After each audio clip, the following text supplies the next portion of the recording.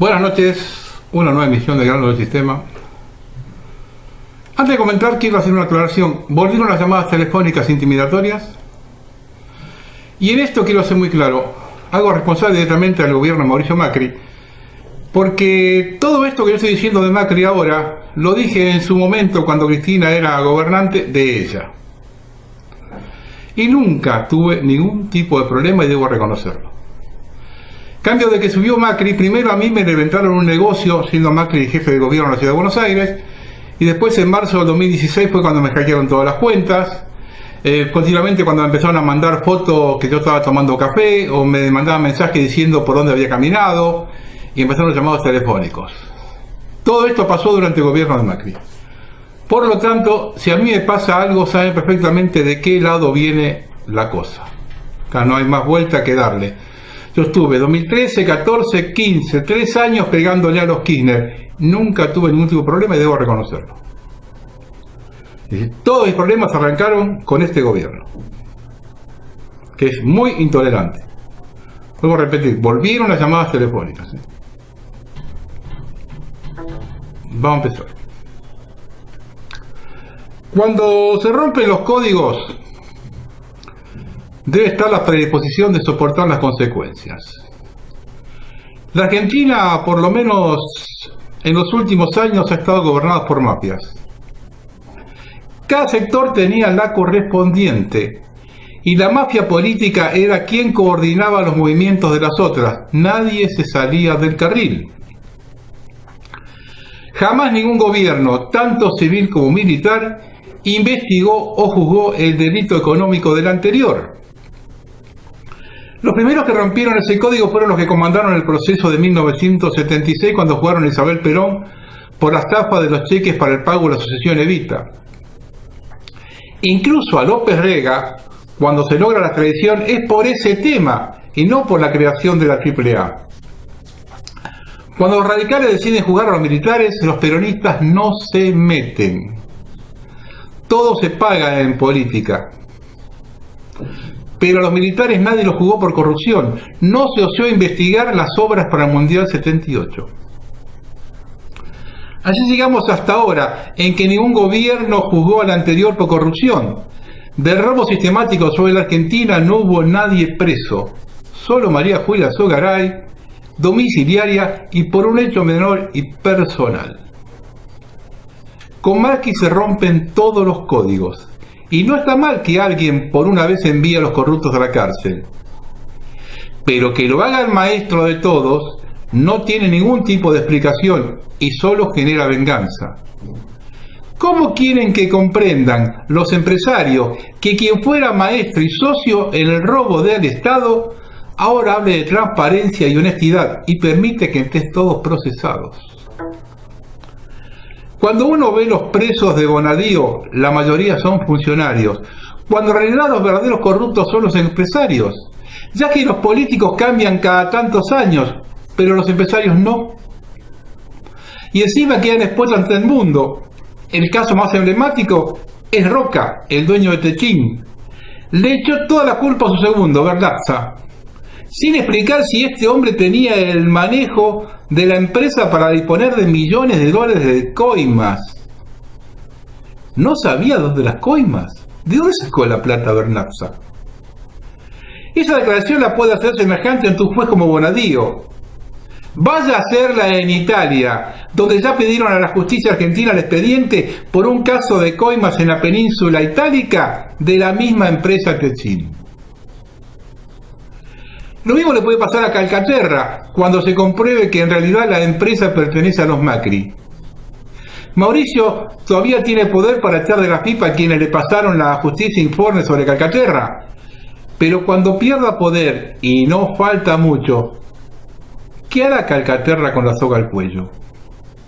Macri rompió los códigos, y cuando pierda el poder lo van a estar esperando en Comodoro Pi, cuando ya no sea Comodoro Pro. Lo que hizo con Menem fue gastar pólvora en chimangos. La corte de Menem salvó a Macri, ahora le devuelve la gentileza. Tarde llegaste, Mauricio. Menem es un muerto político. Todo el mundo sabe que un peronista destruyó el país. Mataste con un ancho bravo a un 4 de copas. ¿Sabes cuál es tu gran problema? Que estás dejando muy en evidencia a todos. Has robado tanto en tu vida y lo sigues haciendo que la cobertura judicial ya es demasiado grosera. De la forma que estás dejando pegada gente, pareces un elefante en un bazar. Tu caída no va a ser solitaria. Te llevas puesto a medio poder judicial con nombre y apellido. Que cuando te vayas se van a tener que con vos al país o del país o encerrarse en un sótano.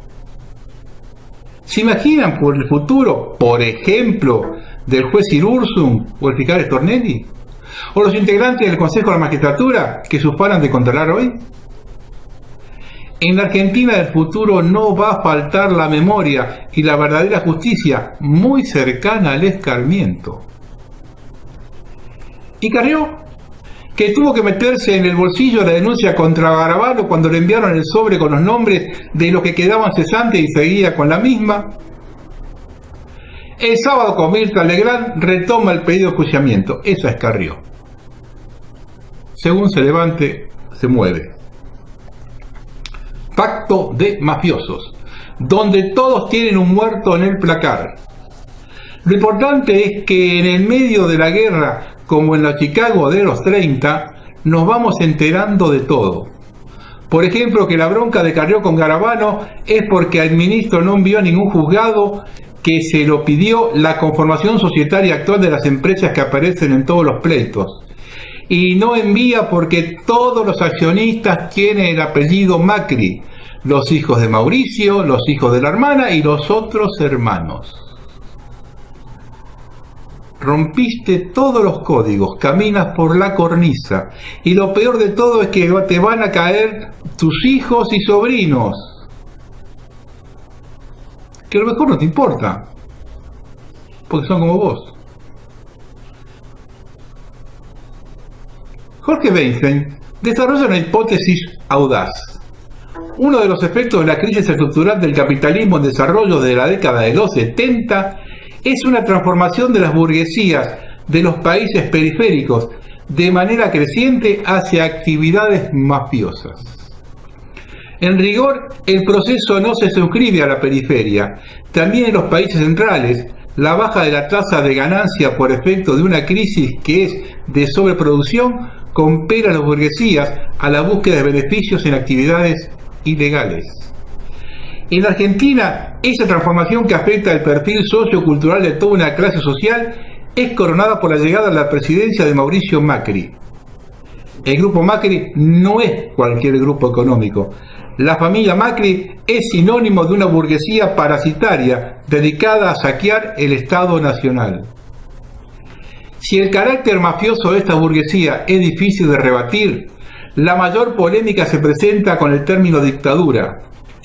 Es evidente que no existe alguna dictadura totalmente consolidada, pero es igual de evidente la vocación dictatorial que ha mostrado el gobierno de Macri en los 2 años que lleva ejerciendo el poder. La tendencia al análisis de la política en términos de vocación individual, una tendencia promovida por los medios de comunicación masivos, conlleva a ignorar datos estructurales, decisivos que pesan más que los deseos de cualquiera de los actores.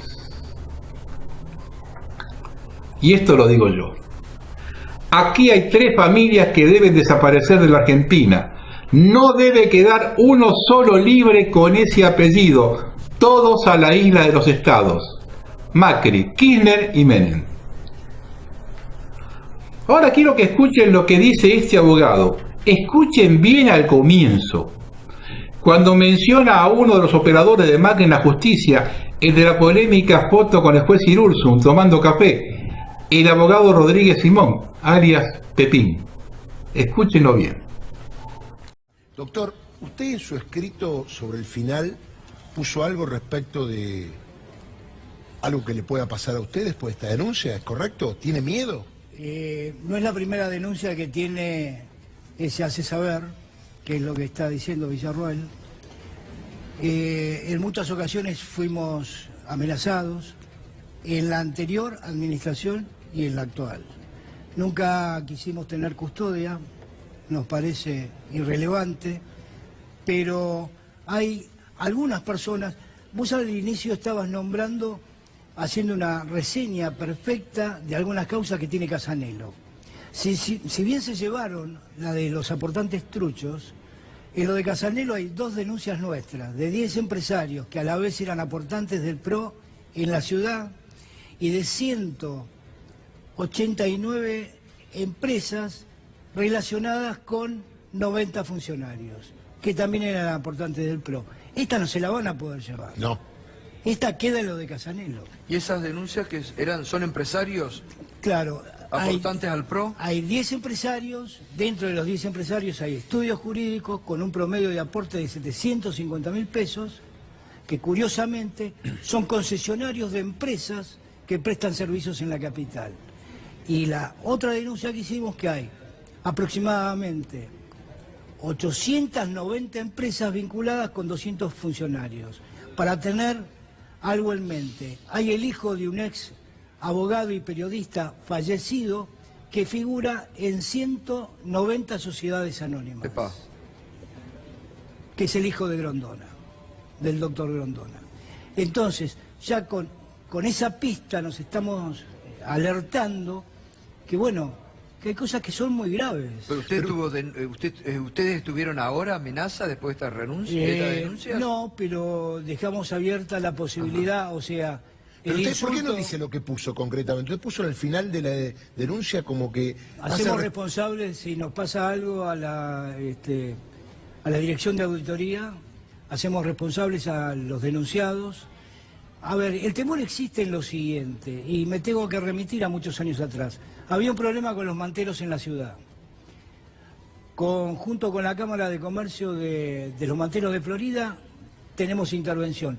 Los manteros nos decían que había un abogado que era asesor de medio ambiente que les cobraba una coima y que en el caso de que no pagaran les pegaba, venía la policía, les pegaba y se los llevaba. ¿Quién era ese abogado?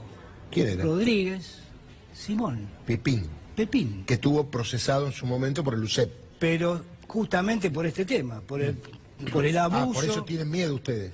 Claro, entonces nosotros decimos, a ver, acá se hizo un análisis muy bueno. Carrió perseguía a Angelici. Bien, nosotros también lo denunciamos a Angelici, como lo denunciamos a Javier Fernández en su momento. Ustedes saben que soy radical, no puedo negar mi esencia. Nada más sus denuncias van para todos lados. así Estoy que arrepentido, claro. no, pero lo que estoy arrepentido, a ver, la denuncia va para los ladrones. En esto tenemos que estar contestes. De los dos lados hay ladrones, no se los puede apañar. Lo que no podemos seguir permitiendo es que consideren a la República Argentina como una sociedad anónima, intervengan como gerentes a cargo de funcionarios, o sea, que estén como titulares de funciones de gobierno. Y el problema más grande es, a Macri le garantizamos todos que en helicóptero no se va.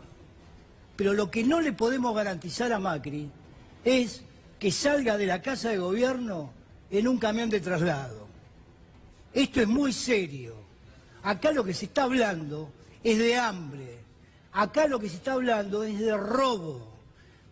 Macri es un fabulador profesional, encargado de desdibujar y arrepentirse de todo lo que hace.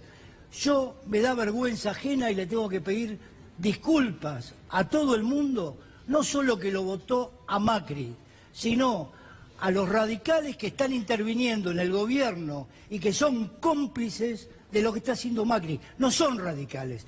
Ustedes estaban hablando de algunos dirigentes nacionales. Ellos están en pleno conocimiento de lo que está pasando, de cada una de las estafas que se están realizando, porque son, Villarroel, son estafas, no son equivocaciones. Manotearon el fondo de sustentación del ANSES, después lo devolvieron. Presionan a los jueces, hablaste del hijo, del hermano del hijo. A ver, somos muy poquitos y conocemos mucho. Bueno, después de esa reunión pública de Irursun con Pepín Simón, hoy Irursun, o casualidad, decide que una de las causas que le preocupa a Cambiemos, que es los aportantes no aportantes, la pasan a la justicia electoral. Evidentemente estaba claro de que hablaban en ese encuentro. lo tratan con mucha liviandad. Se piensan que tienen el poder absoluto. El poder absoluto está en la gente. La gente no aguanta más, no puede vivir. No, a ver, estamos en contacto con la gente cotidianamente. Lo que vos mostraste recién, de 20 cuadras de cola para comprar verdura, a nosotros nos están poniendo el palo en la rueda. Queremos salir a 3 plazas, 3 parques muy grandes, a vender al costo, que juntamos un grupo de productores y no nos permiten. Entonces, el gobierno no hace nada. Los que hacen se roban todo. Y los que queremos ayudar no podemos porque estamos trabados. Mientras tanto... ¿Cómo analiza, discúlpeme, cómo analiza en esto el papel de Carrió, que está desafiando al presidente, que dijo o elige entre Angelici y las Barra Brava, o cae? Hoy volvió a pedir la renuncia de Garabano, le va a pedir juicio político. No entiendo lo que está explicando Garabano. Para mí, según la doctrina del derecho, está bien. La explicación que él dio está... Que sobre las prisiones preventivas. Claro. Que molesta. ¿Cómo no va a molestar? Sí, parece ser que las prisiones preventivas es un proceso de extorsión para ver si me arrepiento más o me arrepiento menos. Y entonces hay una desigualdad con respecto a las prisiones. Tenemos funcionarios presos, algunos empresarios presos con un signo político y un montón de coimeros que hace 40 años que están robando, que los tenemos en la casa, porque son muy importantes. De todos los empresarios que denunció Centeno, y a mí me da mucha risa, en algún momento nos decían que éramos denunciantes seriales. Claro. Y ahora se callaron la boca porque se dieron cuenta que no éramos tan seriales. Rollo es un ladrón, coimero, Calcaterra, Roca. ¿Qué van a decir? ¿Y usted cree que Bonadío debería citar a Franco o Mauricio Macri por el arrepentimiento que dijo que involucró Wagner a Iexá? Nosotros tenemos un problema con Bonadío, que es la falta de delegación de la causa desde el principio. En algún momento, cuando hicimos la denuncia, fuimos los primeros denunciantes de la tragedia de Once. Bonadío en ese momento estaba de un lado. Claro. Ahora Bonadío está siempre en la espada más fina y estilizada del poder. Es como que la ideología de Bonadío vuela. Los fiscales y los jueces, hoy estuve hablando con varios abogados, que dicen que están como atados de poder, de hecho, investigar. Yo creo que es mentira. Yo creo que tenemos varios fiscales, en el caso de Marijuán vio algo que no le gustó, en el caso del gas, pues lo denunció. Entonces... Pero hoy trascendió, lo escribe hoy creo que Carlos Pagni, en el diario de la Nación, que enojó mucho al gobierno y lo querían denunciar, o lo querían querellar a Marijuán por la denuncia sobre Iguacel, que hoy quedó imputado además, ¿no? Es la costumbre que tiene más. Nosotros lo denunciamos a Quintana por haber cerrado el INPI, y Quintana en el fuero civil nos demandó por 800.000 pesos, y a Tailade, no sé si vos te acordás, lo demandaron por 2 millones. Sí. O sea, es lo que hacen. Si no te pueden parar, si no te pueden comprobar algún tipo de delito penal, te inventan una causa penal. ¿Cómo terminó lo de Quintana? Sentado en una mediación, temblando con el abogado, se levantaron, se fueron, nunca más supimos nada. Entonces, cuando vos los enfrentás, son muy hábiles declarantes y son muy hábiles estafadores. Pero cuando vos los enfrentás en la realidad, se dan cuenta, como todo criminal, no sé si son penalistas algunos de los dos, sí. Un chorro adelante de una persona honesta no está tranquila. Está claro, tiene la conciencia sucia. Esta gente es lo que tiene, la conciencia y la mano muy larga. ¿Vieron los nenes que son esta gente, eh? Carrió reflota la causa AMIA acusando a Garabano de encubrir a los fiscales que armaron todo el circo del coche bomba. Emo Mulien y José Barbaquia. Lo que es cierto, el ministro de Justicia, Germán Garabano, ordenó se separe al fiscal Ventos de la querella, ya que le heredaría el alegato en el que hace meses trabajan, el cual acusa en línea con la unidad fiscal, pidieron pena para todos los imputados menos para Jorge Palacios, El funcionario estaba en claro desacuerdo con ese escrito, ya que ponían a presos a sus allegados, lo que aquí imputados es fiscales Ramón Mullen y José Barbacia, ex empleado de Esbase contratados por Mauricio Macri cuando era jefe de gobierno y compañero en el caso de Barbacia de Garabano en el juzgado 4 de los 90. Ahora bien, si se va a meter ahí Carrió, que lo haga con todo y no se sume al plan de ocultamiento generalizado, que le explique a la población que el famoso procesamiento de Macri por las escuchas telefónicas fue llevado adelante por la investigación del fiscal Nisman, quien manifestó que tenía absolutamente todo probado. A ver si les queda claro, Nisman fue el promotor del enjuiciamiento de Macri, de Mauricio Macri. También debe recordarle a un pueblo argentino muy desmemoriado que entre Laura Alonso y Patricia Bullrich llamaron ese fin de semana 40 veces al fiscal. Demasiadas para recordarle que tenía que ir el lunes al Congreso, ¿no? Por último, que no omita el caso de esa testigo que declaró que trabajaba de camarera, ¿se acuerda? Que apareció una trabajaba de camarera y que estaba ahí a la noche del suicidio de Nisman. Y cuyo domicilio era de un local del PRO. Miren.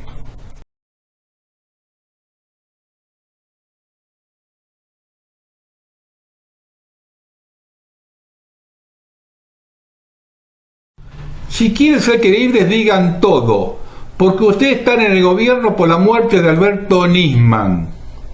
Por otro lado, pónganse de acuerdo consigo misma. ¿Hace la denuncia y rompe con Macri o son socios de la institución de Lorenzetti? La única piedra en el zapato en la corte. Ahora voy a leer despacito un artículo que me mandó mi amigo Héctor Giuliano, porque es interesante y ahora tiene un lenguaje muy claro para saber el brete exacto que nos metió esta gente, ellos, sin culpa de nadie. Giuliano lo tituló La deuda Macri, el costo de enmascarar un nuevo default. Escuchen bien. La política del presidente Macri de gobernar con deuda ha llevado a una nueva situación de default del Estado argentino. Un impago que la administración macrista trata desesperadamente de no blanquear, porque sería el reconocimiento de un triple fracaso propio, un fracaso no heredado, sino producto de su gestión. Primero, el fracaso por la irracionalidad financiera de haber sobreendeudado aceleradamente y en gran escala al país sin capacidad alguna de repago, ni de capital ni de intereses, con intereses que aumentan más que proporcionalmente en relación al aumento del principal y a tasas récord locales y del mundo. 2. El fracaso por la culpabilidad de haber aumentado la bola de nieve de la deuda cuasi fiscal del EVAC en forma paralela al aumento de la deuda del Tesoro y bajo condiciones igualmente inmanejables. 3. El fracaso por haber llevado al estrangulamiento del perfil de los vencimientos de la deuda, tanto del Banco Central como de la Tesorería, producto de la toma sistemática de obligaciones a plazos cada vez más cortos, resultado lógico de su total dependencia financiera. Este esfuerzo desesperado del gobierno Macri busca diferir un inexorable nuevo megacanje, total o en cuotas, dentro del sistema de deuda perpetua que rige sobre nuestro país. Un sistema donde las crisis periódicas de deuda son partes de los ciclos de la deuda, tratando para ello de ganar tiempo merced al sostenimiento, con un préstamo stand-by ampliado del Fondo Monetario que le permite una artificial sobrevida financiera y política para poder completar su mandato en el 2019. Desarme de deuda por LEVAC. Originariamente la idea de las autoridades era ir reemplazando gradualmente la deuda de LEVAC, que están en pesos, por deuda en letras de la Tesorería Nacional, LETE, que en su mayoría se toman en dólares y o indexadas por tipo de cambio. Esta dolarización directa o indirecta que se sigue dando con gran parte de las obligaciones que vencen, constituye un cambio particularmente gravoso desde el punto de vista financiero en un momento en que la devaluación ha venido licuando las deudas en pesos y su traspaso a nuevos compromisos en moneda extranjera deviene por lógica más caro y más peligroso para el Estado. En la actualidad, empero, el grueso de la deuda de LEVAC no es derivada a LETES, sino a LELIC, que son LEVAC a solo 7 días y pagan tasas superiores de interés, siendo además que una parte relevante de esas LEVAC, la parte que no se renueva mensualmente, derivan fondos retirados de pesos que se cambian por dólares y salen del país. Este mecanismo de canje de doble destino, LELIC y LETES, sin contar con el pase a dólares, no solo es costísimo para el Estado, sino que deviene equívoco en su instrumentación. La lógica del denominado desarme de la bomba de la LEVAC no está formulada e implementada en forma muy clara, porque el enorme stock de las letras del Banco Central no se ha reducido sustancialmente, sino que se ha subdividido e incluso agravado por mayores tasas y menores plazos. Y escuchen. A. El lector de los títulos emitidos por el Banco Central suma al 30 de septiembre, última información disponible, unos 800.000 millones de pesos, 21.600 millones de dólares, integrada por dos grandes rubros, LEVAC y LELIC. 2. El saldo de LEVAC es de 358.000 millones de pesos, 10.000 millones de dólares, y paga una tasa del 60%, lo que representa 222.000 millones en un año, un promedio de 600 millones de pesos por día. C. El saldo del LELIC es de 428.800 millones de pesos, 11.500 millones de dólares, y rinde más del 70% de interés anual, hasta 73 y 74, que representan 300.000 millones anuales, un promedio de 830 millones por día. O sea, que la suma de intereses promedios diarios por ambos títulos del Banco Central implica el pago de más de 1.400 millones de pesos por día, o sea, 42.000 millones por mes. ¿Entendemos esto? Que en el caso de la LELIC es más aún, porque permiten la capitalización por anatocismo en periodos semanales. El Banco Central garantiza a sus acreedores en un piso de tasa de política monetaria del 60%, por lo menos hasta diciembre del corriente año. Estamos hablando que estamos pagando más de 10.000 millones de dólares por mes de intereses, de estas dos cosas nada más, que no es toda la deuda. Este altísimo costo por pago de servicios financieros de la deuda del Banco Central se suma a los intereses a pagar por la deuda del gobierno central, que es la sola deuda pública a la que se alude tradicionalmente, y que este año supera ya los 350.000 millones de dólares, y devenga intereses a pagar por más de 400.000 millones anuales. 21.000 millones de dólares al tipo de cambio del presupuesto de 2018, 19 pesos por 30 el dólar. Quedó un promedio diario de más de 1.100 millones por día.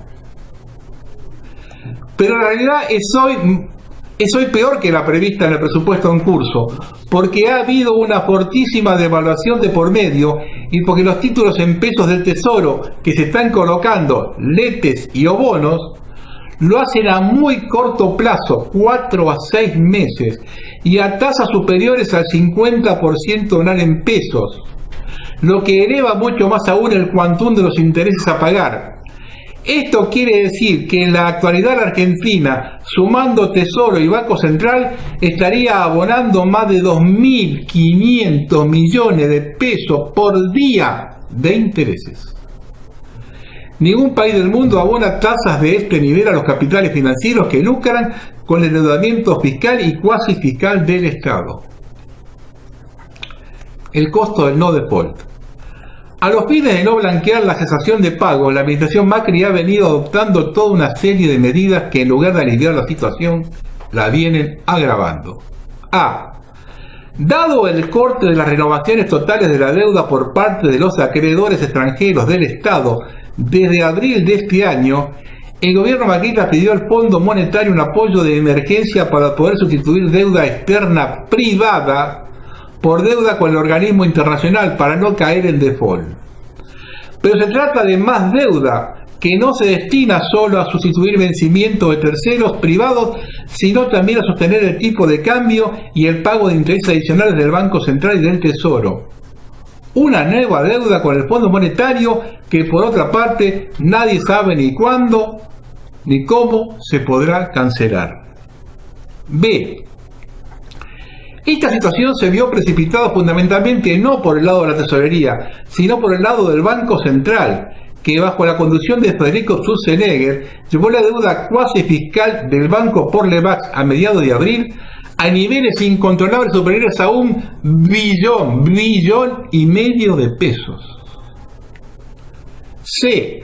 En coordinación con los grandes bancos y los fondos especulativos tenedores de la Lebacs y el Banco Central, fue renovando gradualmente el stock de esos títulos a plazos cada vez más cortos y elevando las tasas de interés, con el agravante de realizar sus colocaciones con curva de rendimientos invertidas, tasas más altas a corto que a más largo plazo.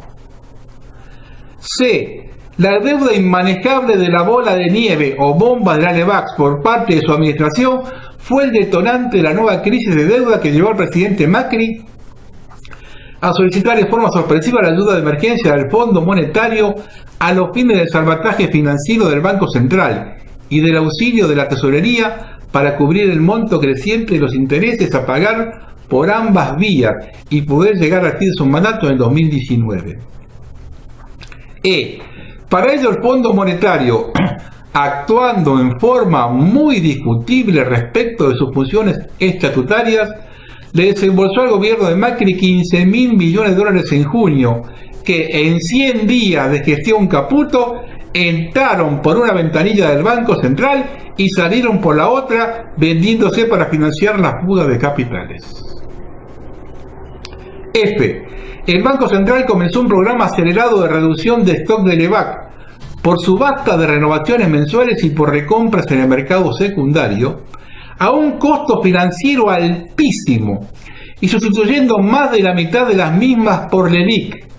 Esto es, traspasando deuda en Lebacs con plazos a 30 días a deuda en LELIQ a solo 7 días de plazo y a tasa de interés más cara, más del 70% anual. G.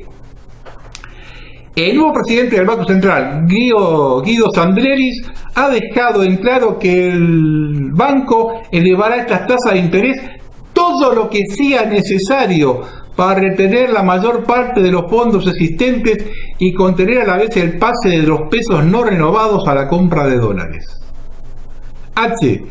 Ergo, el gobierno no está eliminando el peso de la deuda por Lebacs, sino que lo está redistribuyendo entre renovaciones de Lebacs, pasaje de Lebacs a LELIQ y pases pasivos y cancelaciones coordinadas con la colación de letes, que hoy pagan más del 50% de interés anual y tienen vencimiento hace 130 y 240 días. Y las LELIQ son letras de liquidez a muy corto plazo, 7 días, tomadas solamente por bancos, y estos pueden ser utilizadas para integrar el aumento de los encajes obligatorio que viene elevando el Banco Central, con la merma consiguiente de garantía oficial sobre los depósitos inmovilizados, que pasan de este modo a estar en efectivo y también en títulos. Es decir, el encaje bancario, que es la garantía para devolver los depósitos, están con títulos. J. Paralelamente, el Banco Central, siguiendo lo dictado del nuevo acuerdo con el fondo, cuyos términos aún se desconocen en detalle, ha establecido un nuevo régimen de tipo de cambio variable o flotante por banda cambiaria, inhibiendo que el Banco Central intervenga en el mercado dentro del rango de cotización de 34 a 44 pesos por dólar. lo que deja al gobierno expuesto a las variaciones diarias derivadas del movimiento de los grandes operadores del mercado de dólar mayorista. Y cae, para terminar, la combinación entre dólar estabilizado con bandas cambiarias y altísimas tasas de interés locales renueva y potencia así, una vez más, el negocio de bicicleta financiera para fuertes capitales especulativos internacionales que desde agosto pasado han reiniciado sus operaciones por cifras relevantes en la Argentina. El dólar estaba a 40 pesos, está a 37. 3 puntos más de ganancia para lo que hace la bicicleta. 3 pesos más por dólar de ganancia por lo que hace la bicicleta. Están haciendo la bicicleta con un interés del 6% mensual. 6% mensual. Único en la galaxia. Y ahora el dólar se lo bajaron 3 pesos, así que 3 mangos más de ganancia por dólar para la bicicleta financiera. Esta bicicleta, les digo, está superando a la bicicleta de Martínez Dios. Ahora voy a dar otro informe, este de Javier Llores, para que vean cómo nos mienten, cómo nos toman por de pelotudo. Están en todo su derecho, La Argentina ya demostró hace mucho tiempo que es un país de pelotudo. Están en todo su derecho a hacerlo, yo no me quejo. Me toman de pelotudo, no me quejo porque estamos en un gobierno, en un pueblo que es así. Pero fíjense esto, es que la estafa de famoso aumento de gas que nos querían cobrar a 24 meses. Ya es demasiado, ya es demasiado cómo juegan con la presión esta gente.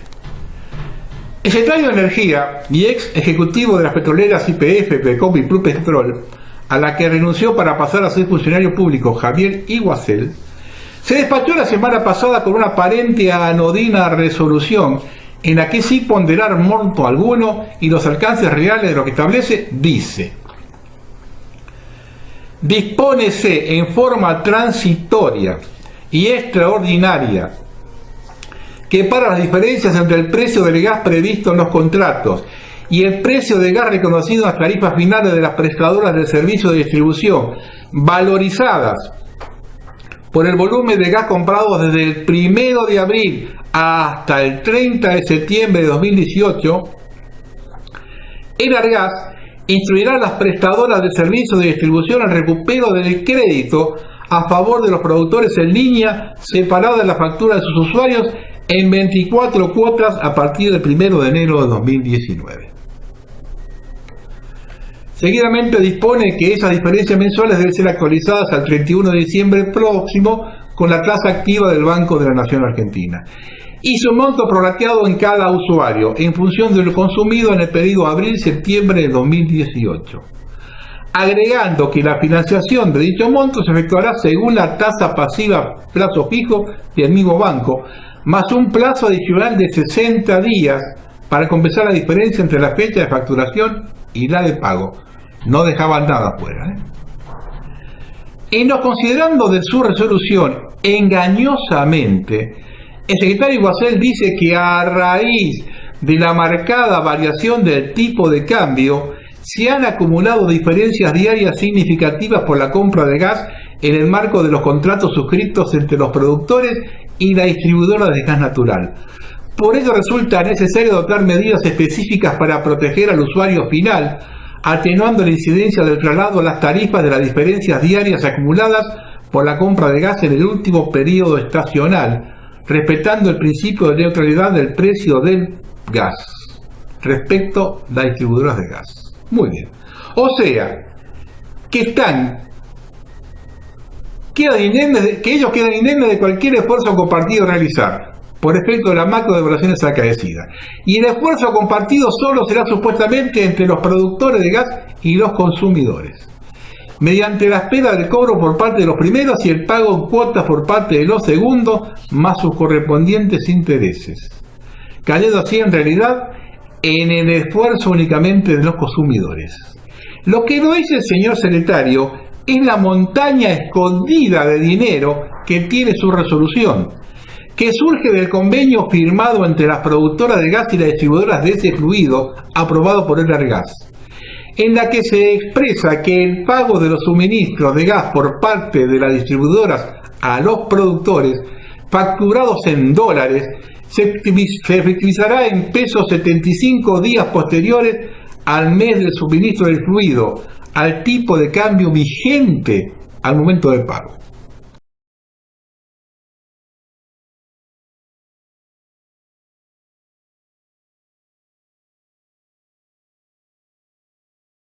O sea, que la factura de abril emitida en dólares debía pagarse con el tipo de cambio vigente el 14 de julio y así sucesivamente hasta el 14 de diciembre, 75 días después, correspondiente a la factura de septiembre, coincidiendo de esta manera los periodos de pago previstos con el periodo en el que ocurrieron las mayores devaluaciones del peso. De esta manera el costo de esta política del secretario Iguacel no es difícil de estimar, considerando que Argentina tiene un consumo anual de 45.000 millones de metros cúbicos de gas natural y que en el periodo invernal que media entre abril y septiembre por efecto de la demanda de calefacción se concentra el 55.4% de ese consumo.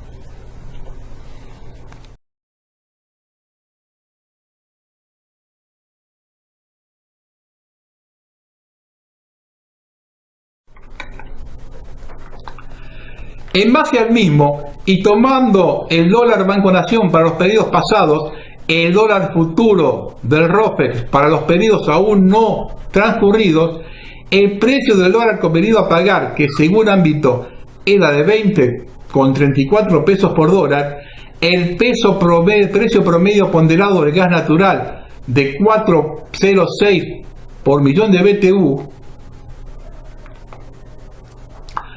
tomando los precios previstos desde abril 2018 de 4,68 para el resto del país y de 1,93 el BTU para el sur, en los senderos de precios fijados por el Ministerio de Energía.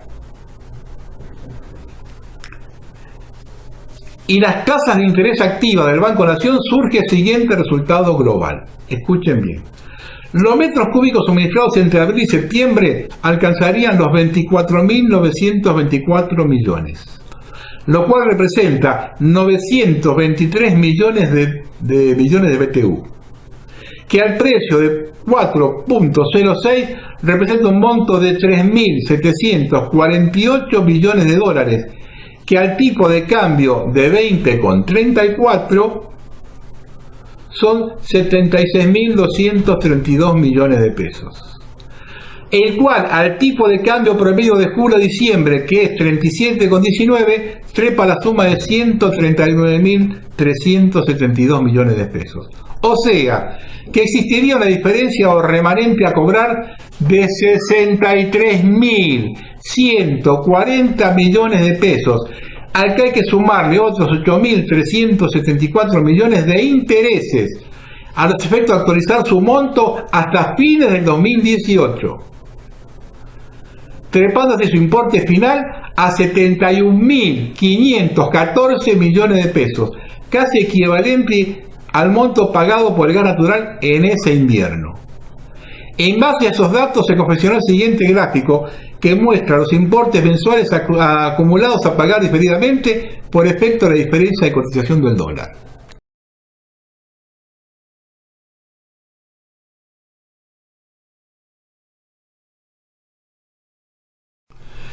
Dicho importe resulta equivalente a los 74.000 millones de pesos previstos en el presupuesto de este año para la asignación universal por hijo, que alcanza a 4 millones de niños y adolescentes en la pobreza e indigencia, pero que con la disposición de Iguacel irán a parar a las manos de 11 compañías, cuya firma figura al pie de la mencionada actuación de Enargas y lleva también la firma del exministro de Energía, Aranguren.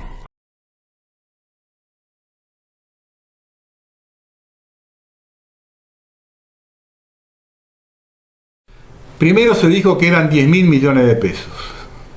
Hacerse cargo el Estado 50 y 50 con las compañías, ya se hablaba de 20.000 millones.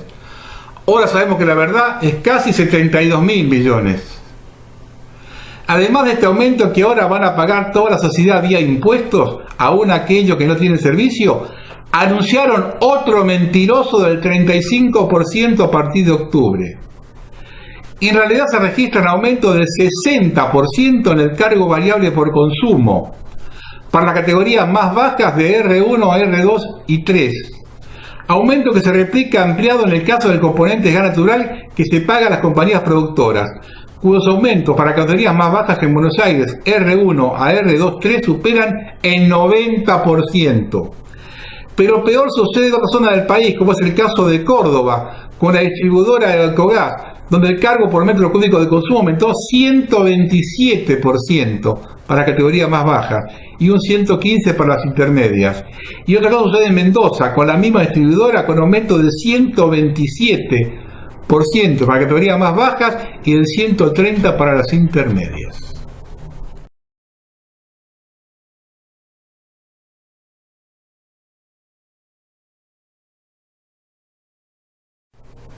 Yo he visto gobiernos malos en la Argentina, pero mentiroso como este, ninguno. Ninguno. Vamos a cambiar de tema. Un artículo que escribió Andy Robinson en La Vanguardia. A precio cost de costo, Brasil está en venta. Y ojo, ojo, presten atención. ¿Para dónde vamos nosotros?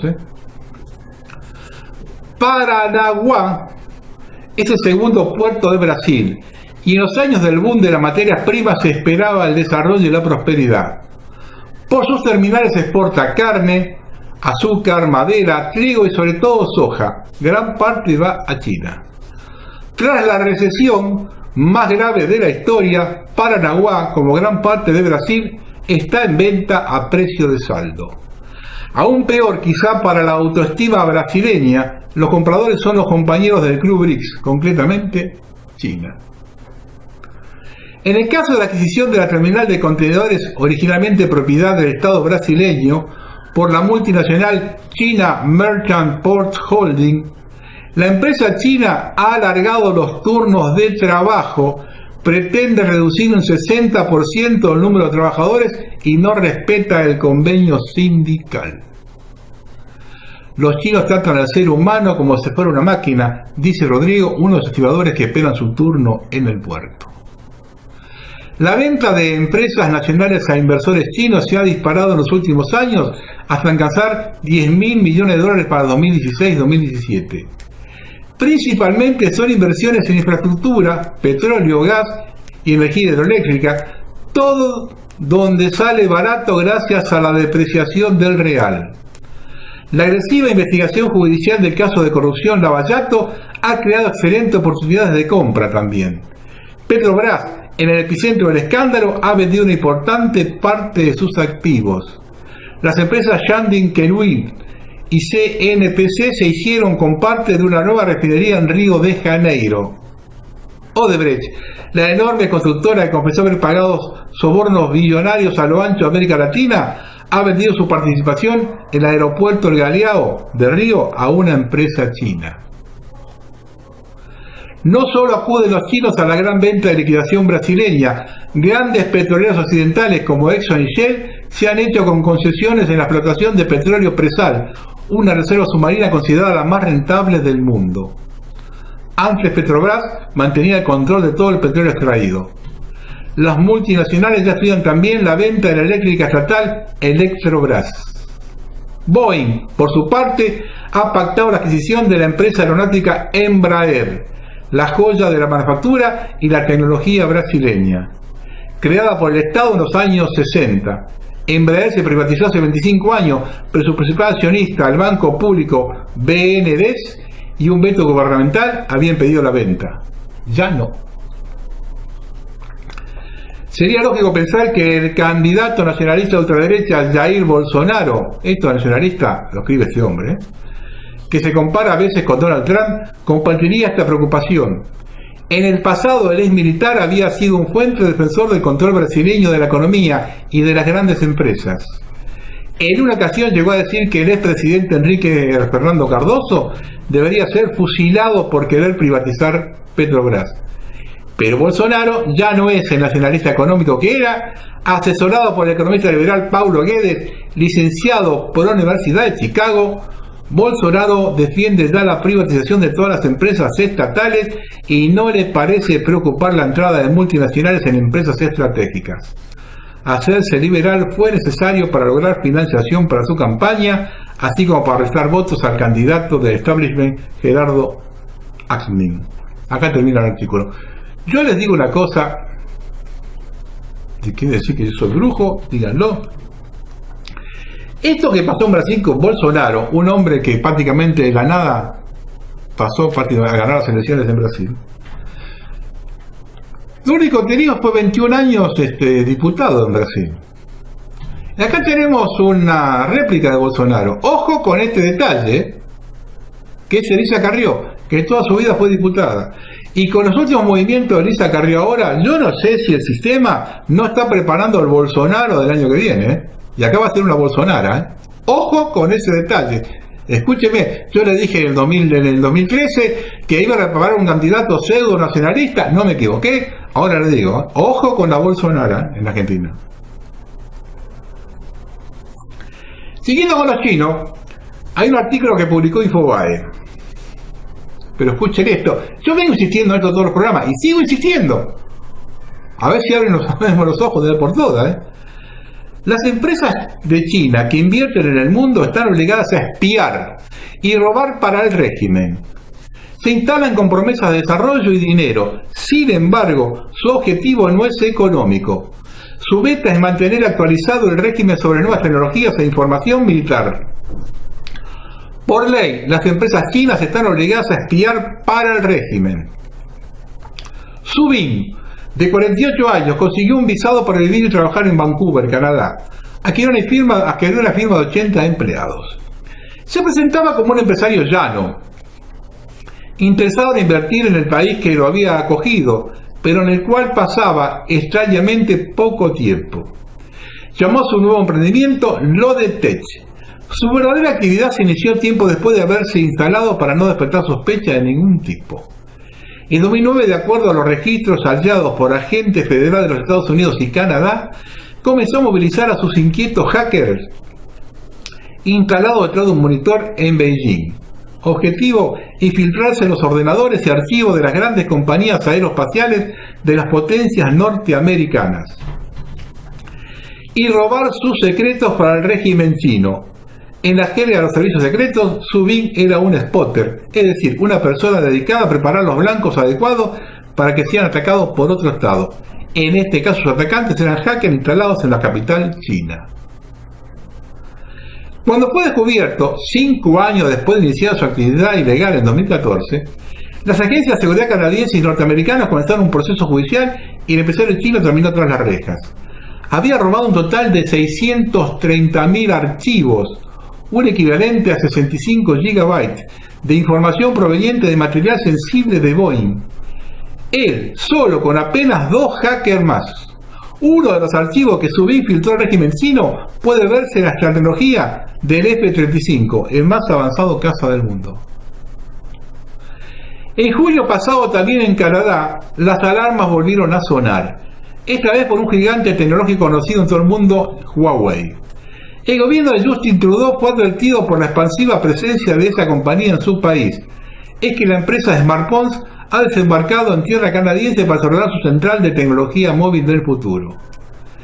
De acuerdo a una investigación hecha por el diario canadiense The Globe and Mail, Huawei representa una de las mayores amenazas de ciberinteligencia en la actualidad, y varias instituciones del país le están facilitando las herramientas para que controle la próxima generación tecnológica, 5G.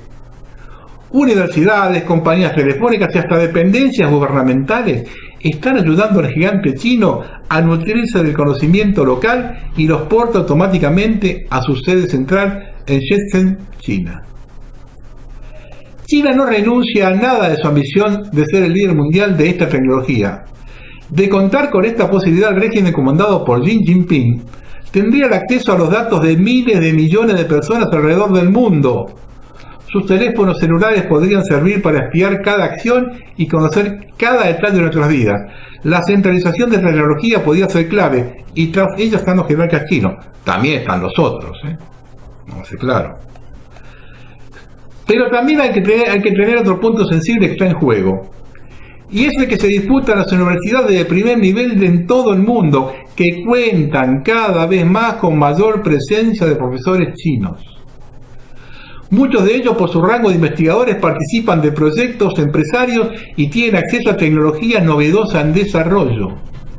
Tal fue el caso de Shang-Chi, de la prestigiosa Universidad McGill de Montreal, también en Canadá, Este docente, haciendo uso de su posición como investigador, consiguió acceso a información ultra secreta relativa a radares militares, transmisores para interferir señales y codificadores. No lo hizo en soledad, sino con la ayuda de su hermano Ji Qijin, quien a su vez lo exportó a una empresa china llamada Zhenghu Gaistone Technology Company, radicada en la capital de la provincia de Sichuan. La firma forma parte de una lista negra internacional por el robo de productos y tecnologías para el uso no autorizados en China. La clave no radica en la buena voluntad, sino de Huawei o cualquier otra empresa china que busque nuevas tierras para operar o expandirse a fuerza de dólares. En absoluto, la esencia radica en las leyes chinas, centralizadas en el Partido Comunista y en el régimen comandado por Xi Jinping.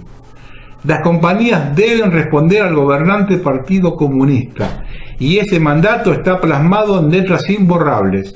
El artículo 7 de la Ley de Inteligencia Nacional en China de 2017 dice que las compañías chinas deben apoyar, cooperar y colaborar en el trabajo de inteligencia nacional y guardar el secreto del trabajo de inteligencia nacional del que tienen conocimiento. Los chinos están colocando microchips del tamaño de la mitad de un grano de arroz en todos los equipos de computación para espiar en todo el planeta. ¿Está bien?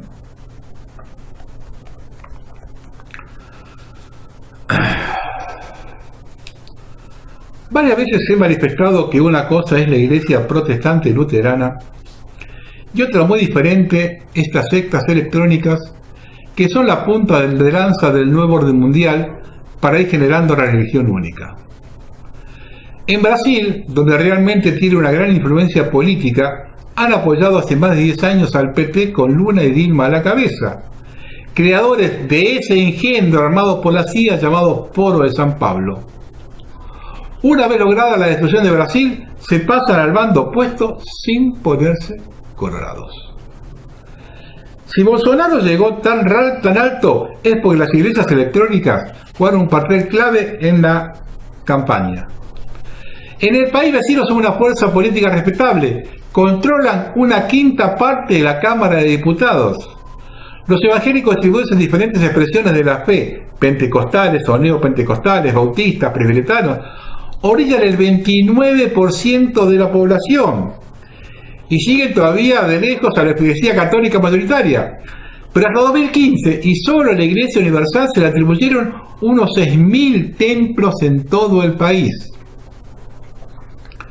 Macedo, el obispo Macedo, sigue a su frente, aunque no su cuñado, que en 1980 fundó la Iglesia Internacional de la Gracia de Dios.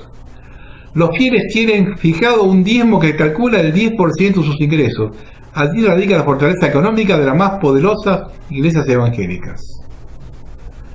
Versátil y amoldado a los tiempos políticos, durante el gobierno de Dilma Rousseff era uno de los principales aliados. La alianza que había tejido la Iglesia Universal de Dios por el Reino de Dios con el PT se terminó después del impeachment a la expresidenta. El Partido Republicano Brasileño de Macedo, y ligado a su propia iglesia, apoyará a Bolsonaro en la segunda vuelta. La Iglesia Evangélica Electrónica de Brasil es un factor de poder muy tangible y ha conseguido avanzar a expensas de la Iglesia de Roma en el país del mundo con más fieles católicos. Y seguimos con Brasil. En estos días, los tanques de pensamiento, los think tanks, han estado hablando justamente de que Bolsonaro representa la nueva lideranza en Latinoamérica. Quieren un vuelco hacia la derecha en toda la región y el modelo brasilero es lo que se quiere seguir. Pero no van a parar allí. Los ministros de Bolsonaro son empresarios que operan como representantes de las multinacionales. ¿Alguna diferencia? 4 son militares de la reserva que habían sido puestos allí por el PT por limpieza ideológica. Y Paulo de Guedes es un Chicago Boy que ya se declaró que hay que privatizarlo todo. Bolsonaro no es nazi, no es fascista, es sionista. Representa la vuelta de Brasil al rol de gendarme de Estados Unidos contra Hispanoamérica. En la geopolítica de Colbert y Couto Silva reemplazo de los ejes río norte-sur de la cuenca del Plata por ejes artificiales este-oeste. Esto, si tengo tiempo, lo voy a explicar pronto. Si va la semana que viene, tengo tiempo, voy a explicar bien qué es esto de reemplazar los ejes norte-sur por este-oeste. Bolsonaro es la estrategia de controlar nuestros ríos por medio de la llave represa de Itaipú. Es enemigo de los países. Ojo, ojo con la represa que quieren construir ahora como Paraguay, arriba de Civetá. Ojo con esa represa. Eso, cuando yo toque el tema este de cambio de eje, vamos a hablar de eso. Ojo con eso. Ahora solo olviden esas 3 fotos.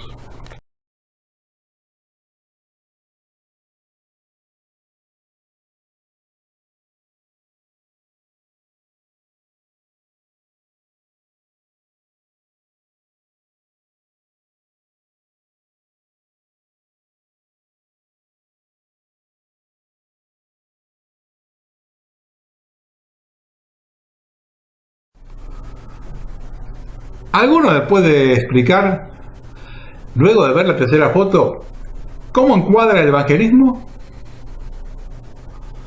Con las primeras no hay problema, sin palabras. Por otro lado, hubo fuertes denuncias de fraude. Observen estos videos donde las máquinas no habilitaban el voto al PT.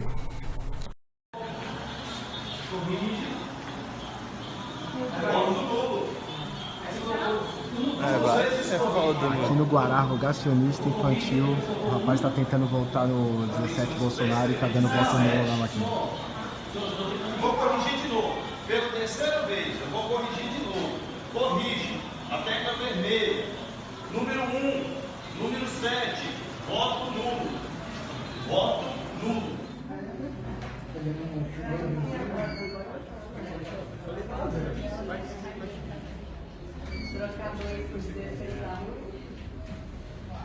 Opa, tem alguma coisa errada aqui.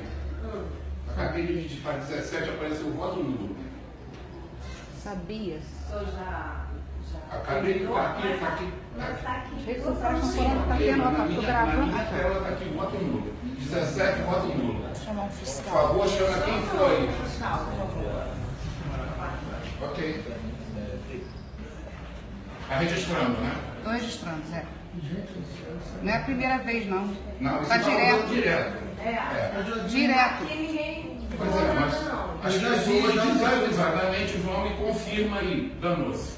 Eu já estava... Tá, pai, espera os fiscal. Espera os fiscal. O pessoal já está postando que está acontecendo isso. Um monte Ele não pode. Parou a urna. Ele não pode durar todo? Pois não. Agora tem assim, tá um pouco aqui para Parece que a pessoa vai no automático e vai dar o confirmo. É mesmo, mesmo. Ah, por favor. Está fazendo direto na rede, está direto. Uma pouca vergonha. Uma pouca vergonha. Isso é Brasil. Isso não existe. Seriedade não existe. É a confirmação mesmo que o cara fala, mutreta. Tá, Zé, menos comentário, por favor. Não, eu estou com a tela ali, não tem nem aqui.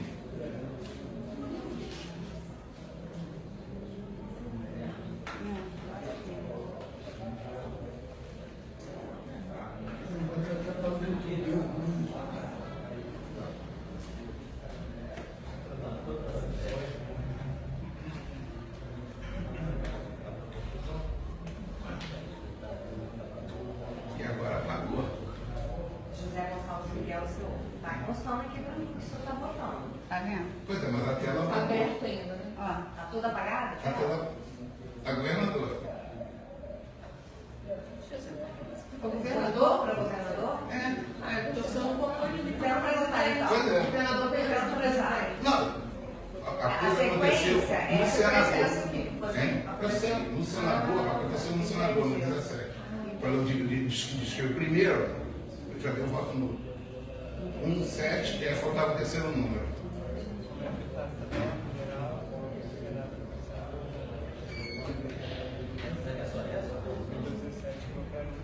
Agora foi. Exatamente o que aconteceu no vídeo.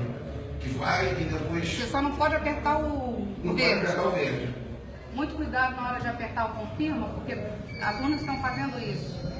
Entendeu? Você vai no batendo rápido, quando você bate o Bolsonaro, o senador, o partido Bolsonaro, alguma passa. Aí você bate... Mas no senador, quando Tá direto joguei nas no redes sociais, 7, tá uma voto Lula. vergonha. Vamos aguardar ele foi. E a ministra fala que não tem treta, que isso é seguro. En el segundo caso, como el video es más largo, se ve bien claro la metodología, ¿eh? Se retira sin votar. Total, ya había firmado la planilla. Yo eso lo borré del video al principio, pero apenas llega firma la planilla. Después se va sin votar, nadie da pelota cuando reclama. Ya se fue sin votar, ya está, listo. Ya firmó. Igual que en los años 20, ¿no? Cuando uno se acercaba a las parroquias, le pedían la libreta, se la devolvían, tomá, ya votaste, le decían. Y si decía algo, estaban los guardaespaldas ahí al lado para recordarle. Bueno, vamos a venir acá, un tema muy delicado, ¿eh? Porque por ahí puede empezar una de las grandes desgracias argentinas de la historia, ¿eh? Un artículo que escribió Diego Veiga. Nadie habla de Rosario. Las autoridades deben dar paz a la población y en los barrios hace mucho que no tenemos paz. En los barrios tenemos muertos a diario, armas y el dinero negro corre a raudales. Necesitamos que pongan el ojo en esta cuestión y no hagan algo superficial y se siga matando gente. Lo aseguró anoche el arzobispo Rosario Eduardo Martín en una misa que celebró en la parroquia del barrio Larrea, que fue baleada el domingo pasado. 2 días después de que el párroco Juan Pablo Núñez denunció el crecimiento de la violencia por la venta de drogas en la zona. Queremos vivir tranquilos, poder trabajar, salir a la vereda a tomar mate, pero la seguridad no está en nuestras manos, está en manos de las autoridades. Es su deber darnos seguridad, dijo el arzobispo a los fieles, todas familias con niños que colmaron la parroquia. Luego de la crítica llegó la crítica a las autoridades y cuando culminó la homilía hubo un cerrado aplauso de todos los presentes que se extendió por unos 5 minutos. Después, de uno a uno se acercaron a comulgar cantando una estrofa por demás de gráfica. No tenemos miedo, dijeron acompañados por los acordes de las guitarras. Ya era de noche en Barrio Larrea, afuera una decena de gendarmes custodiaba la salida. El padre Juan Pablo Núñez destacó ayer una carta que le mandó Delfina, una pequeña alumna de la escuela Pablo VI, entidad que también fue atacada a balazos la noche del domingo. Te quiero mucho, no estés triste y gracias por cuidarme, le escribió la nena. Fue lo más lindo que recibí entre tantos saludos y apoyos tras lo sucedido. Ella es nuestro ángel de la guarda, aseguró el párroco. Estamos en serios problemas. Y aquí miramos hacia otro lado. Vean este video del periodista rosarino Pato Villanueva. Bueno, muy buenas noches. Hoy creo que me presten atención porque muchas cosas que yo les vengo diciendo a ustedes, que después ocurren sistemáticamente, tienen una evolución porque algo pasa. Cuando en una sociedad algo ocurre, eso determina después consecuencias. Por ejemplo, la grave crisis que está viviendo en la provincia de Santa Fe demuestra que estamos en víspera de acontecimientos muy graves en la provincia de Santa Fe que se están debatiendo en el orden nacional, pero que a ustedes nadie les explica. Santa Fe entró en una crisis, el gobierno de la provincia de Santa Fe, institucional y patrimonial financiero, muy grave. Cuestión que, hola Tato y todo lo que nos están viendo, presten atención y compartan con los grupos porque nos prohíbe Facebook. Ustedes habrán advertido que entre ayer y hoy, Bonfatti y Lichi, Bonfatti que a ver, Lichi está en el, hola Raúl, está en el sillón del Brigador López, pero que gobierna Santa Fe es Bonfatti, todos sabemos. Las bandas narcos como la Tata Medina son de Bonfatti. El gobernador es Bonfatti. Hoy y ayer empezaron los cruces en la interna del gobierno provincial entre los radicales, como el intendente de Santa Fe Corral, y Antonio Fatti Lichi, que gobierna la provincia, porque entró en colapso total la provincia. La provincia a fin de mes no puede pagar los sueldos de los agentes públicos. No los va a pagar. Los va a pagar desdoblado, en 2 cuotas. Lamentablemente los sindicatos de la provincia de Santa Fe, ATE, UPCN, hola, ¿cómo te va, José? Hoy compartí mucho. Y ANSAFE no dicen nada. Ustedes habrán advertido que todas las provincias están debatiendo aumento salarial y demás, y Santa Fe no, porque está quebrada. Porque con el pago que le entran los próximos días, de 3.400 millones de pesos, quebró. Y en el ajuste brutal que está haciendo también Mauricio Macri, deja fuera a todas las provincias a las que le exige que se hagan cargo de distintas políticas que cumple el Estado. Ni les digo, hola Luisito, presta mucha atención, los aumentos tarifarios que vienen para Santa Fe. Pero quiero centralizar en algo que se está debatiendo en Buenos Aires y que los medios de comunicación ustedes no se lo dicen acá. Le cuentan una parte de la foto. El intendente Corral y Bonfatti y Lichi se enfrentaron porque Corral, ¿qué hizo? Congeló los salarios de la planta política en la ciudad de Santa Fe. Porque sabe que a fin de mes Lichi y Bonfatti no pueden pagar los sueldos de los agentes públicos. En esta negociación que está teniendo Macri con los gobernadores para que le aprueben el presupuesto, ¿qué es importante? Que en la lógica que debate el gobierno nacional, que los gobernadores lo apoyen con los votos de los diputados, senadores. Pero ¿saben cuál es el problema de Santa Fe? Que Antonio Bonfatti se robó una elección en el año 2015. Pudo robar la elección provincial, pero a nivel nacional no pudieron. Y Santa Fe, este gobierno no tiene ni un diputado nacional ni un senador nacional. Con lo cual, lamentablemente, Macri no le va a mandar un peso. Y si no le manda un peso a Macri, va a pasar lo que está pasando.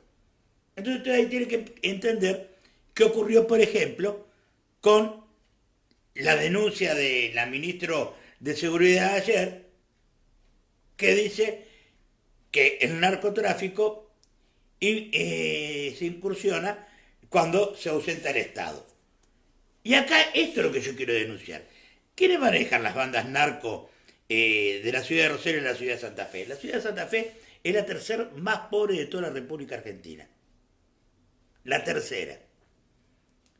Por eso Corral toma esa medida que toma. Para decir que él va a bajar los gastos porque ya sabe que la provincia está fundida, quebrada. Los trabajadores del Estado no tienen obra social porque el IAPO, que maneja 8.400 millones de pesos, no paga. A los empleados públicos santafesinos no le dan aumento y le van a pagar en medio de octubre desdoblado en 2 veces. Salvo que consigan algún crédito milagroso, que no creo, esto es lo que va a ocurrir. Pero ahí, y todo esto lleva al socialismo ante una inminente elección y al saber que no va a recibir dinero, a tomar medidas para que le den dinero. Y una de esas medidas es crear una gran crisis social, de desborde social, para que el gobierno nacional venga y asista. En el Ministerio de Seguridad de la Nación, que lo tendría que decir la ministra Bullrich, es una vergüenza que no lo diga, y en el Poder Político Central, saben que esto ocurre. Y con esto aprieta Bonfatti, Antonio Bonfatti, un narcotraficante. Bonfatti, que tiene bandas narcos, como la Tata Medina, que ya lo he demostrado. Y su socio Lichi, que maneja los Sánchez y los Insaurralde, que son la tropa que tienen en la calle, que son los que matan a todo el mundo. El análisis es muy sencillo. En el Ministerio de Seguridad de la Nación están esperando que haya conflicto social en Rosario y que haya saqueo. La ministra Bullrich tendría que hablar de esto. Y la justicia federal tendría que investigar esto. Porque ¿cuál es la opción que tiene Bonfatti para poder ser candidato a gobernador con suerte. Que explote Santa Fe hoy, así Macri le manda guita a la provincia. Porque si no, no pueden pagar los compromisos. ¿Y a quiénes van a utilizar para esos movimientos sociales? No es que no esté mal la situación en Rosario y en Santa Fe. Santa Fe, le digo, la tercera ciudad más pobre de América. Y Rosario está en la misma condición.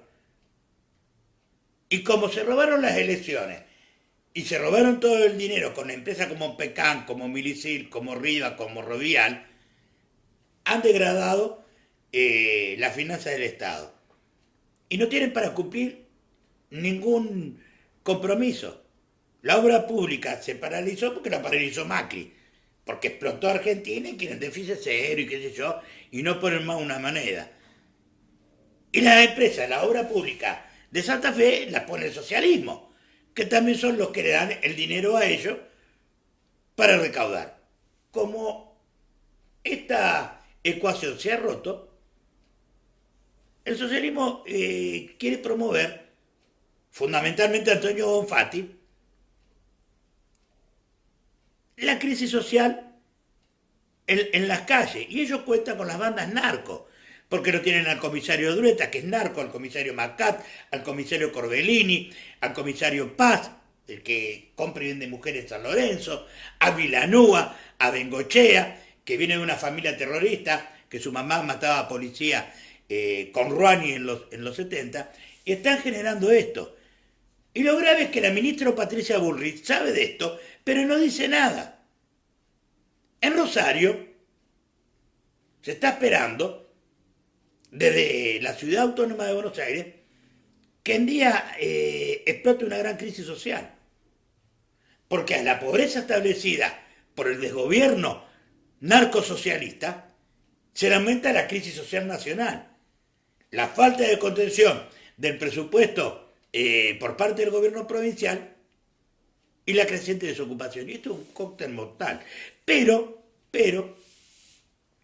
para que explote, tiene que haber actores políticos. ¿Y quiénes son los actores políticos del socialismo? Los narcos. El Gordo Dulce Abregú, Vázquez, Velázquez, Taborda, con nombre y apellido. Sánchez, el doble homicida Leo Sánchez, que en la última campaña estaban los afiches con Bonfatti. La banda narco, que es la que van a sacar a la calle para producir un gran conflicto social, así Macri le adelanta dinero. Ahora, si existe ese conflicto social, existe la peligrosidad de que muera gente inocente. Pero al socialismo eso no importa nada. No importa nada. Necesitan plata para cubrir el latrocinio que hicieron en la provincia de Santa Fe. Entiendan. Por eso les pido, compartan mucho. Que en Buenos Aires, que nos siguen, se enteren de que los santafesinos estamos preocupados.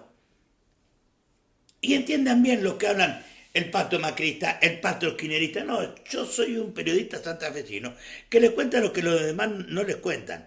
Santa Fe tiene que pagar 3.400 millones de pesos. Ya se robó toda la plata del IAPO.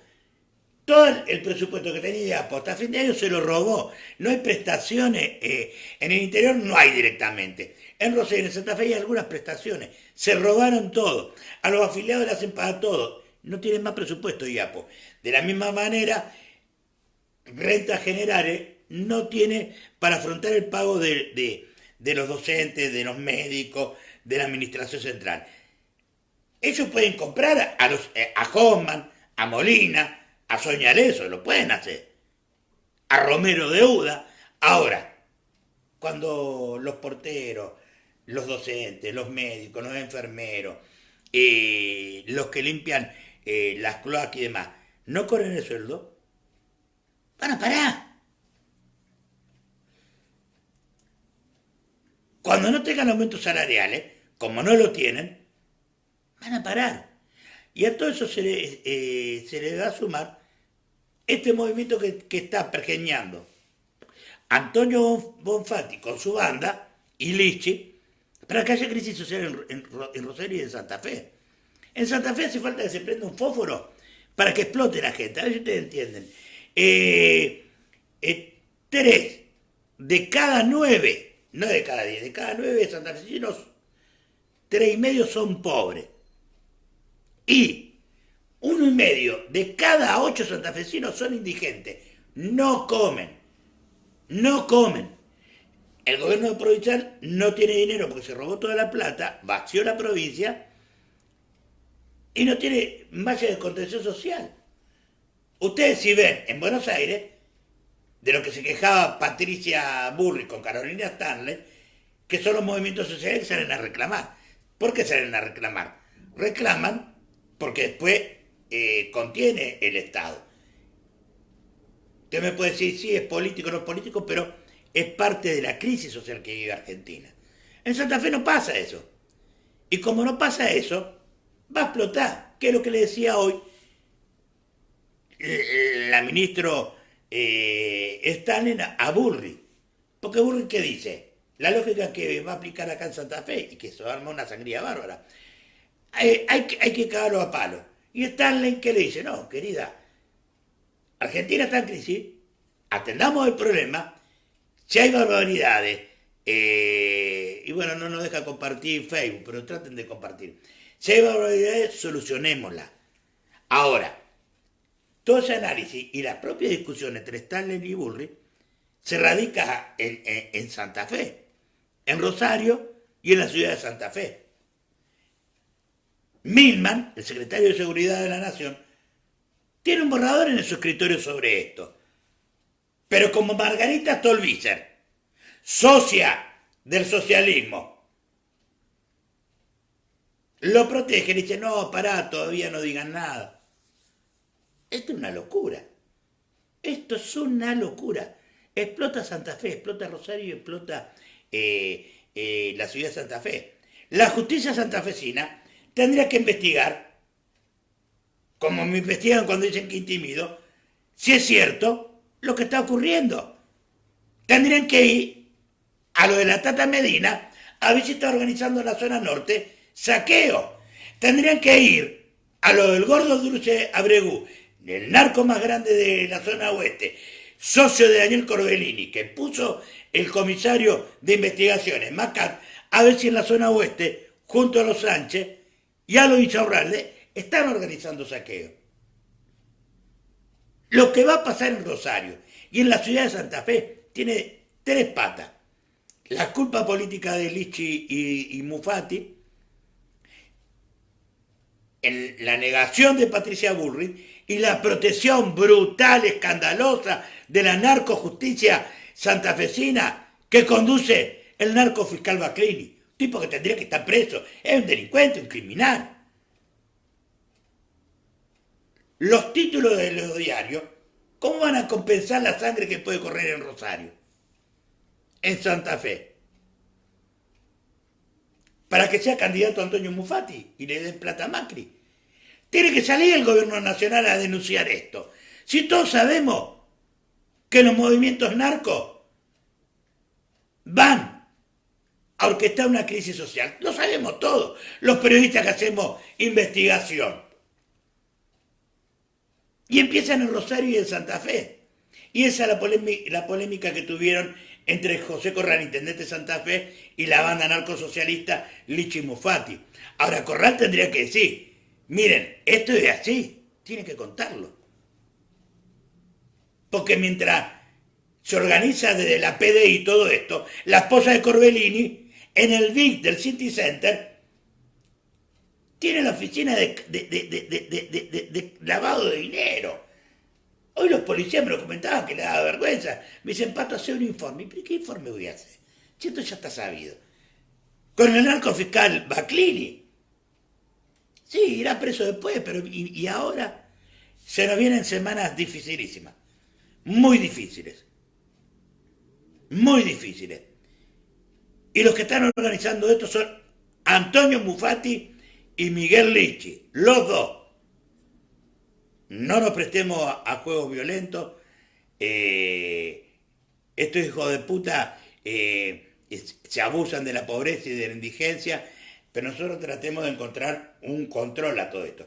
Yo ayer estuve con la mayoría de los diputados nacionales del peronismo y del Frente Renovador en la pastoral social de la iglesia, pero parece que están en sintonía de otra boludez. No se dan cuenta que explota la provincia. El único que más o menos advirtió algo de esto es Marquito Clery, pero qué sé yo. Pidan un informe, diputados nacionales, de lo que pasa en Santa Fe. Estamos en días muy difíciles. Yo lo voy a ir contando hora a hora por Facebook lo que pasa. Hasta mañana, y compartan con los grupos por más que no lo dejen, porque esto es muy grave lo que nos va a pasar. No, un problema serio, ¿no? Estamos en problemas serios.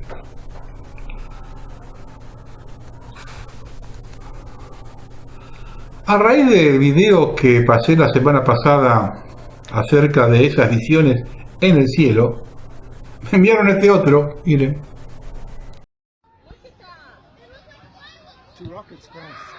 No, it was down there. It's a meteor or something. It was down where? Oh, look, it's Turn off the light, Martin. Turn off the light. Turn off the light. Wait a minute. What the hell is that?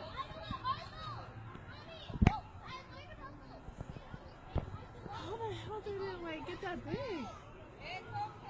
Hey, look. Look. Look. Look. What is that, a face?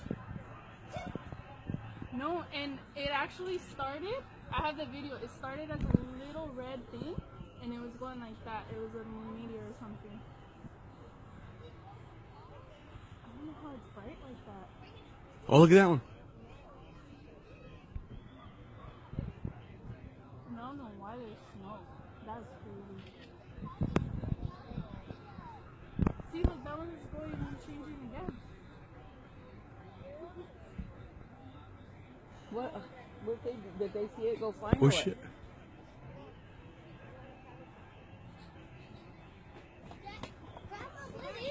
I don't know, baby. Why are you crying? Go inside, Grandpa. Go inside. Go inside, come on. No, freaking out. That's fine. She's a scaredy cat. If you Stay there with Grandpa, you're fine. She's just scared. That one's just... Just give her a hug. She's scared. She's scared, Martin. They're all freaking out. Well, that one's red, and then What's this going one's on? just bright. Look, it's going that way now. That's not a meteor. What's going on?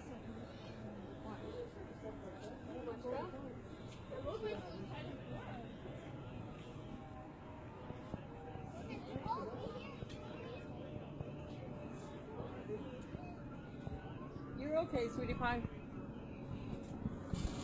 Don't be scared of me, huh? Come here.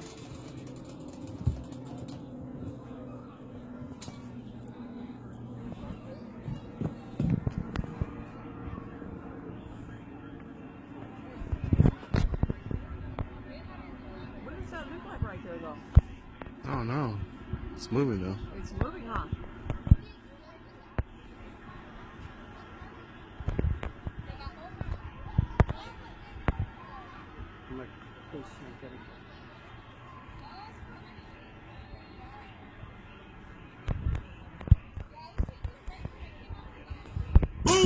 Stupid ass! Look.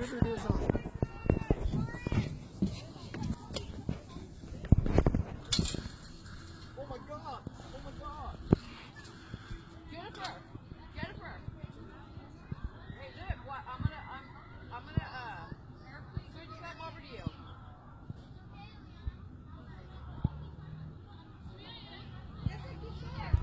What the fuck? Hey, did you see that thing up in the sky? What is that? Did you see the thing up in the sky? Is that the meteor shower? Hey!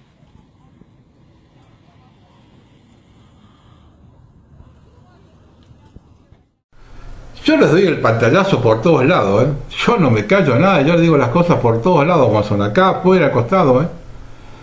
Conmigo, si no tienen un panorama más o menos claro de todas las cosas.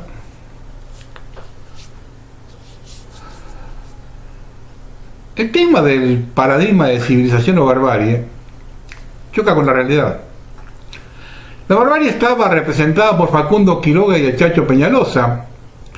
Sin embargo, cuando van a cambiar prisioneros, ellos llevaron los suyos, y lo que representaba la civilización, la Madrid y Sandes, los habían matado a todos. También se ve esa clasificación cuando la Madrid invade La Rioja y tortura a la madre de Facundo. Años después, Quiroga toma prisionero a la esposa de la Madrid, se la envía cuestionada por una nota que decía: la guerra no se hace con mujeres. De mismo modo, leyendo la frondosa correspondencia de Sarmiento, en especial la que mantiene con Mitre, se pone en duda de qué parte está el sanjuanino. También observando qué pasó después de la batalla de Pavón con los mercenarios extranjeros de Mitre, ya casi no tengo dudas de dónde estaba la barbarie. ¿Por qué hago este comentario? Porque uno recibe continuamente comentarios de gente del interior que tanto se queja de la política del puerto hacia las provincias. Les digo que no han hecho otra cosa que llevar desde acá la civilización.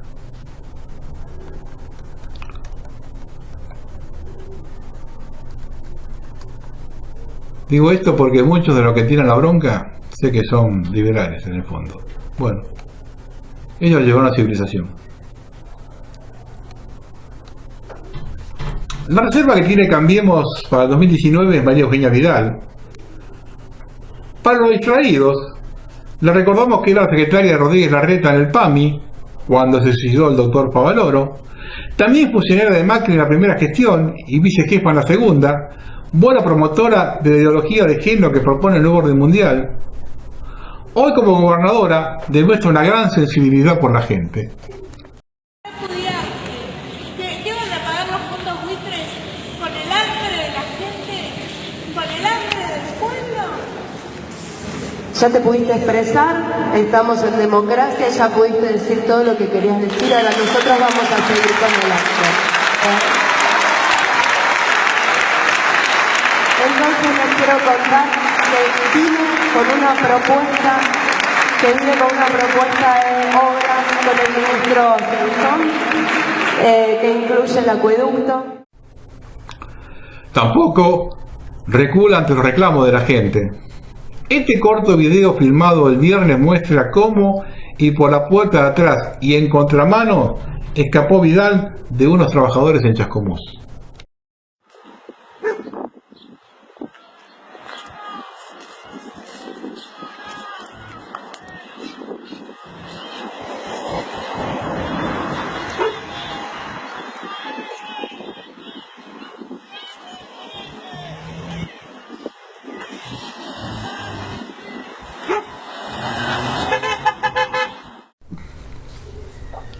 Otra reserva de los argentinos son los Rodríguez A, de San Luis. Fieles representantes del Roba Peroase. Tuvo una charla con jóvenes en San Luis, la cual fue decepcionante. Los jóvenes que asistieron al shopping se llevaron el peor ejemplo del senador. Les contó que no tenía para comer y reconoció que hoy es una de las fortunas más grandes del país gracias a la política. Adolfo Godínez Raza, vestido de negro con un micrófono tipo corbatero, para moverse libremente en la sala de cine. En el último año de estudio tenía plata solamente para el colectivo, para comprar un sándwich o una Coca-Cola. A la noche no tenía para comer, le dijo el legislador a los jóvenes. El mismo año político que en 1983 abrazó el poder sin dinero en la absoluta pobreza y hoy amasa una de las fortunas más grandes del país. Sin duda esa confesión es la prueba más concluyente de que el dinero llegó de la mano de la política del poder de casi 40 años. El mismo poder al que se aferra con uñas y dientes. Los jóvenes que esperaban escuchar proyectos que serían las herramientas para triunfar en la vida, se llevaron la anécdota de un señor que salió de la pobreza de la mano del poder provincial, los negocios espurios y el mínimo esfuerzo.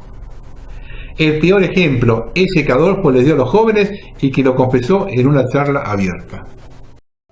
Que me tuve que hacer cargo de mis hermanos y de mi mamá. Decirle, miren, tenemos que administrar esta plata. Y tuve que ir y golpearle la puerta a los usureros que mi papá le debía. y pedirle que me esperaran que yo les iba a pagar la cuenta.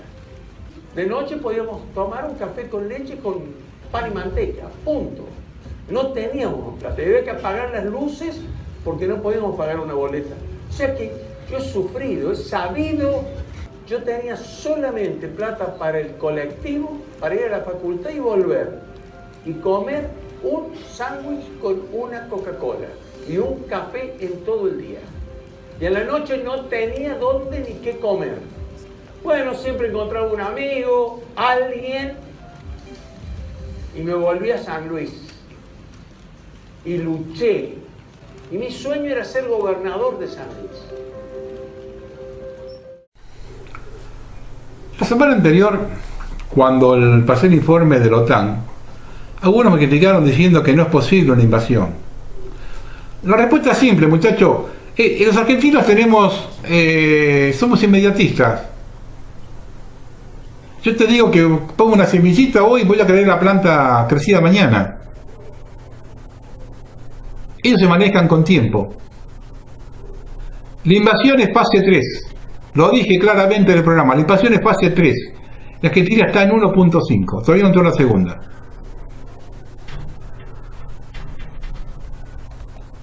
La Argentina es un país insólito. El gobierno nunca quiso que Cristina Fernández vaya presa. La necesitan para las elecciones. Ella divide el peronismo. Pero parece que quienes realmente gobiernan a la Argentina piensan diferente y estén apostando al caos.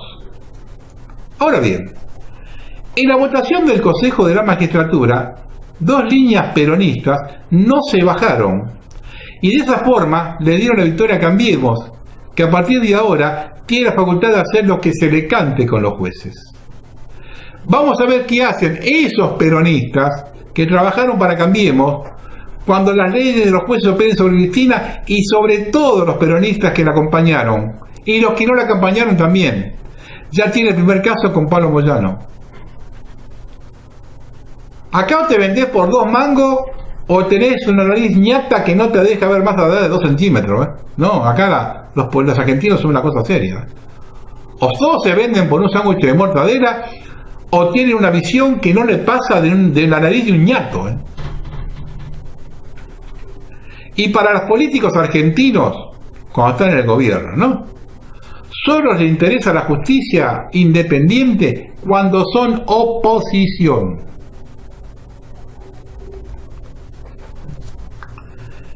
Este panorama que detallamos en este programa, en todo este programa, tiene 2 responsables: Cristina Fernández y Mauricio Macri.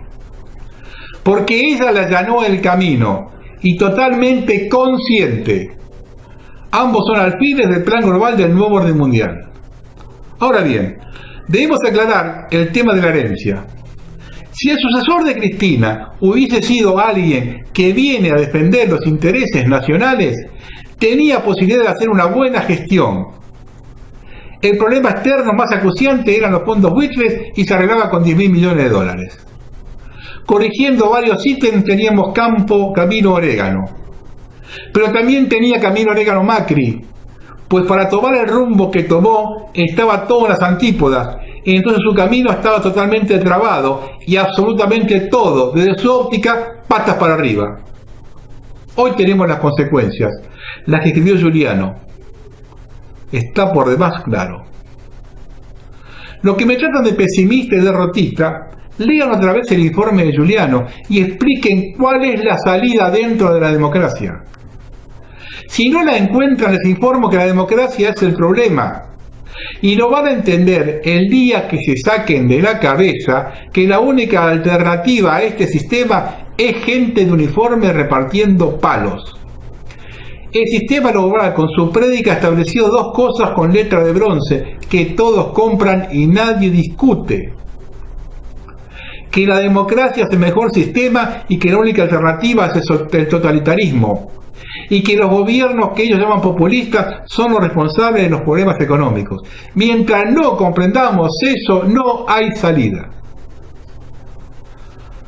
Hace 6 años que vengo sosteniendo lo contrario, a lo que se suman otros, pero entre todos no movemos el amperímetro. Por eso, señoras, disculpen, el amperímetro se va a mover el día que se rompa. y millones de argentinos no comprendan nada de lo que pasó. Ese golpe necesita este pueblo. Estoy cada día más convencido. Les doy un ejemplo. A ver si entendemos por quién estamos gobernados. No solo por una banda de ladrones de la peor calaña, sino por una manga de malparidos a los que no les importa absolutamente nada el sufrimiento que le proporcionan a la gente con su saqueo. Se siguen presentando licitaciones, ahora, que ganan siempre ellos, porque aportan el financiamiento de las obras. Nadie tiene la guita, entonces ellos se presentan y como aportan el financiamiento de las obras, siempre ganan. Una vez que están adjudicadas las obras, toman el dinero del Fondo de Sustentabilidad del ANSES, lo reemplazan por bonos basura y que se caguen los jubilados.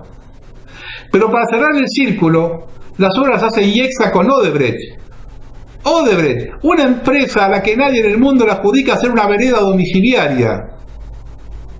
Pero la justicia del postre es que le cambiaron unos bonos que tenía el ANSES, que pagan un interés del 12,5%, por otro que pagan la mitad. Esto ya lo dije hace unos cuantos meses yo, para hay que machacar.